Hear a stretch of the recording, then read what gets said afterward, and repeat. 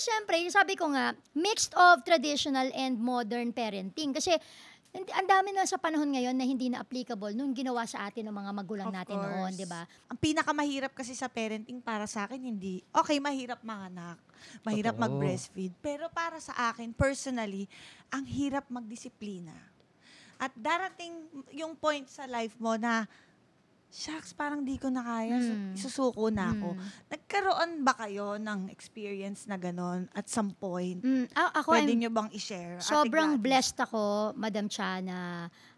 Yung even my in-laws, my own mother, were all there. Nung pagkapanganak ko mula kay Christoph, napakalaking bagay ng support system ng pamilya. Alam mo, minsan, di ba, may mga nabalitaan tayo lately na hindi kinaya, di ba, na nung sariling buhay, dinamay pa yung mga anak na. Kasi sobrang, alam mo yung postpartum, that's really true, totoo yun. Yes po. At hindi yung basta binabaliwala. At napakalaking bagay sa isang babaeng biro mo, bagong panganak, kailangan alagaan yung bagong, di ba, anak niya, mag-breastfeed, walang tulog. Pero aside from that, kung walang suporta ng pamilya, napakahirap talaga, hindi mo kakayanin mag-isa. Kaya nga, I'm very blessed na nandun yung mother-in-law ko, nandiyan ang mother ko, sister-in-law ko, even my own father, na lahat sila nakasuporta. Anong gusto mo kainin, anak? Yung ganon, di ba?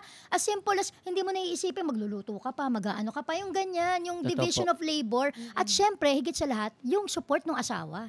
Napaka-importante nun. Ibang klase din yun. Oo, na dapat yung mga panahong pagod na pagod kang nanay, di ba? O, ikaw naman mag-alaga, di ba? Dapat nga hindi mo nasasabihin yun. Magkukusa na sa'yo, di ba? So, yun ang, wala akong ganung susuko ako, ganon, na hindi. Ikaw, meron bang time na parang napagod ka?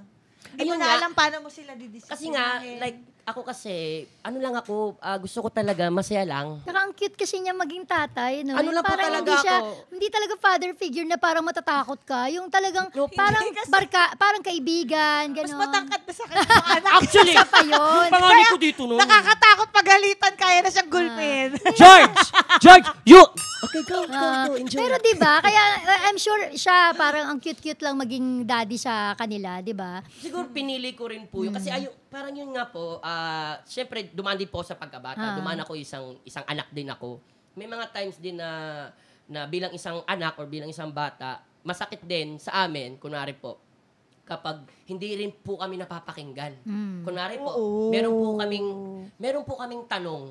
Tapos, hindi, bata ka pa. Maintindihan. So, lagi kong sinasabi, parang sa akin, hindi, parang kaya kong intindihin yan, kaya kong maliwanagan. Kaya nga, importante po talaga, bukod sa mga, hindi palo yung communication. Yes. Napaka-importante ng communication kasi hindi natin alam, lalo na po ngayon.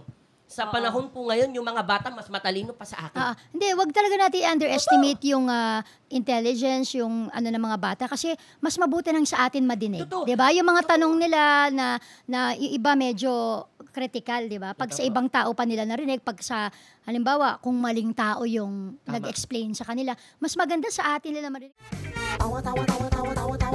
Anytime, anyone, anyhow. Halika manood at sumigaw. Anywhere in the world, everybody in the house.